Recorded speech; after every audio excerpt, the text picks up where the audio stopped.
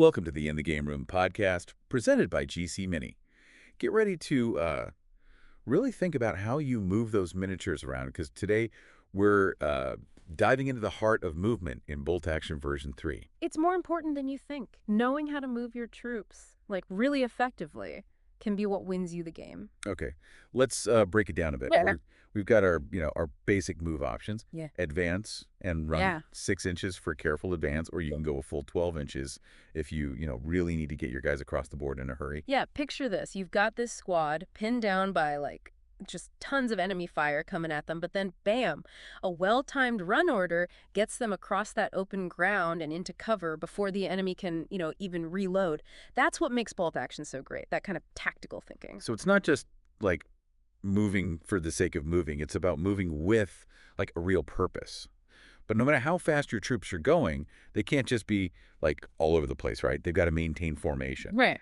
Absolutely. You can't have your squad just scattered all over the place looking like, someone dropped a deck of cards. Yeah. Units have to stay together, maintain that cohesion and keep proper spacing as they move. Like a well-oiled machine, everybody working together. But what about when your troops run into something? Yeah. Right? Like an obstacle. Can they just, I don't know, waltz through a wall or something, or even through another unit? Well, not exactly. Infantry have a little more flexibility. They can move through friendly units, but if you've got a vehicle, they're going to have to go around. Right.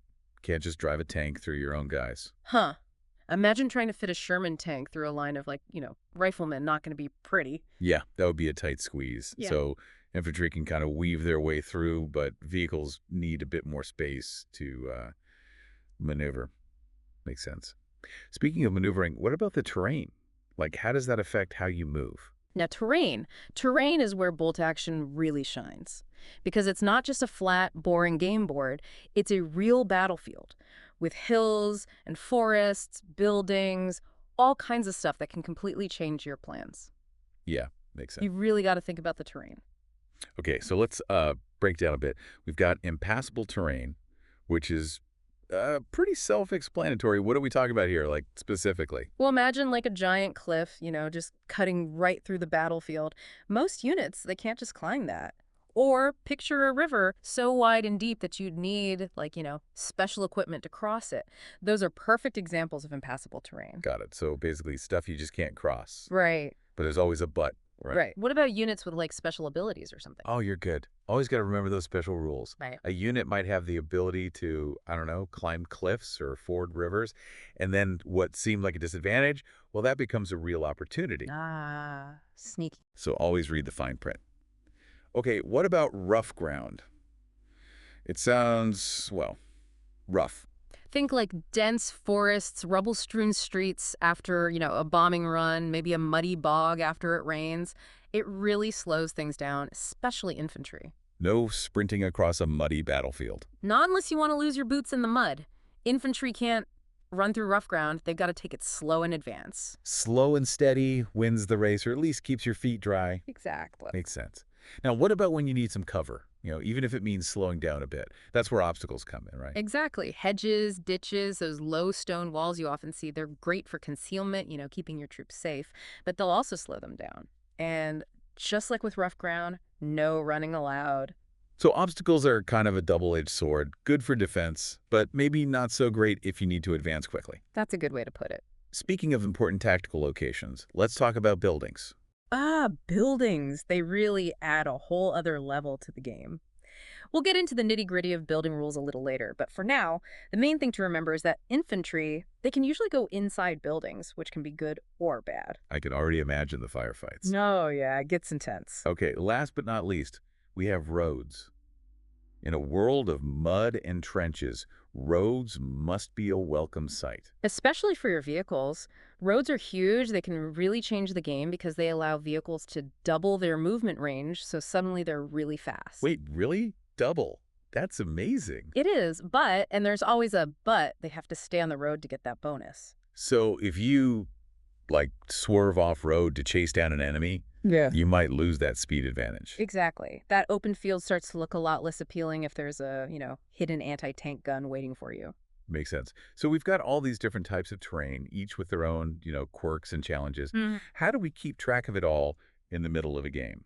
Well, that's where the terrain table comes in handy. It's like your battlefield encyclopedia, telling you exactly how each unit type is affected by each terrain type. Sounds like something every bolt action player needs to study up on. For sure.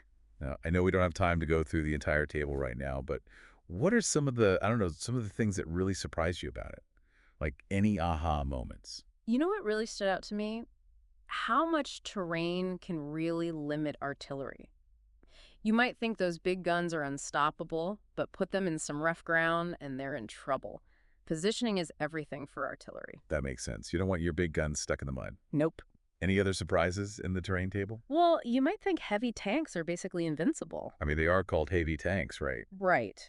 But even they have to be careful around buildings. The terrain table shows that even a heavy tank can't just ignore a building.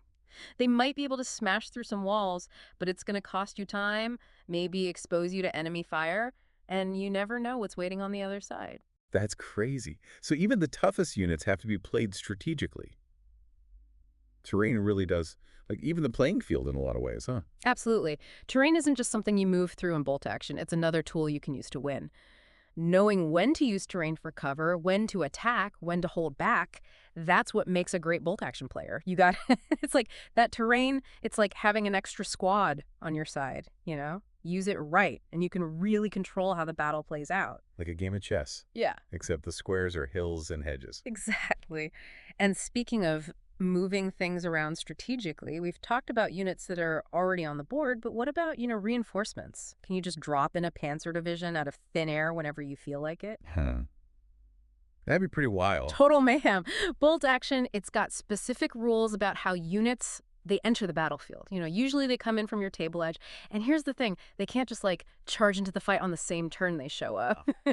So no surprise, flanking maneuvers on turn one. Oh, nope, not going to happen.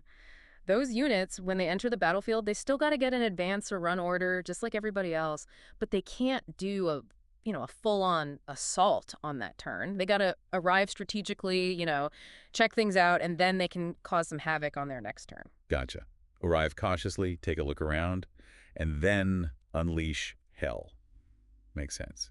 Hmm. How about retreating? If things are going badly, can you just, pack up your toys and go home? Bolt action, it's all about, trying to be realistic, and on a real battlefield, you can't just wander off because things got a little rough. Hmm. Unless a specific rule says it's okay, units, they can't just decide to retreat. So no taking your tanks and heading home for tea just because the enemy brought a few more guns. Exactly. Retreating, it's got to be a planned move, not just a mad dash for the exit. Now, there might be times when, a tactical withdrawal makes sense, maybe to regroup or avoid getting completely wiped out. But those are usually because of certain rules or scenarios. It's about knowing when to hold your ground and when to fight another day, right? Absolutely. And that brings us back to the big picture. Movement in Bolt Action version 3, it's not just about getting from point A to point B. It's about knowing how to move your troops like you mean it, using the terrain to your advantage, knowing when to attack, and knowing when to, back off a little. It's about making every single move count, huh? You got it. Every advance, every run order, every time you use the terrain to your advantage, all of that can be the difference between, a crushing victory and a crushing defeat. You've really got to think ahead, right? Use everything you've got. And that's when, knowing that terrain table inside and out, that really makes a difference because it's not just a bunch of rules. It's you can see the battlefield in your mind and how different units will handle the terrain. You're saying it's like having some kind of battlefield X-ray vision, seeing the good and the bad. Exactly. Think about it. You've got yourself a King Tiger tank, the king of the battlefield, right? You'd think nothing could stop it. Well, it's called the King Tiger. Right. But even a King Tiger can't just waltz through a building. The terrain table, it reminds us that even those super heavy tanks, they got to be careful around buildings. So you're telling me all that armor and firepower and a well-placed building can still ruin your day? Absolutely. It might be able to smash through some walls, sure, but that takes time. Time where the enemy can be shooting at you and you don't even know what's on the other side. Maybe a well-placed AT gun just waiting. Now that seemingly invincible tank doesn't seem so tough. That's what I love about Bolt Action. It's this amazing balance between, brute force and thinking tactically. You can have the biggest, baddest gun out there, but if you're in the wrong spot at the wrong time, you're in trouble. So brains over brawn, even on the battlefield. Sometimes. And that's what makes mastering movement in Bolt Action version 3. It's so rewarding because it's not just, oh, I rolled some dice. It's about understanding, really understanding how the terrain and how your units work together, almost like a puzzle that's always changing. You got to think like a general, right? Try to guess what your opponent's going to do and use the terrain to your advantage. Exactly. And you know what? This is just the tip of the iceberg. There's so much more to Bolt Action, like the special rules units can have, how combat works, all sorts of stuff. And lucky for you all out there, we're going to be diving into all of that and more in our upcoming episodes. So if you want to be a real Bolt Action expert, the kind of player that really dominates the table, hit that subscribe button and join us for even more exciting deep dives into Bolt Action version 3. Until next time, happy gaming.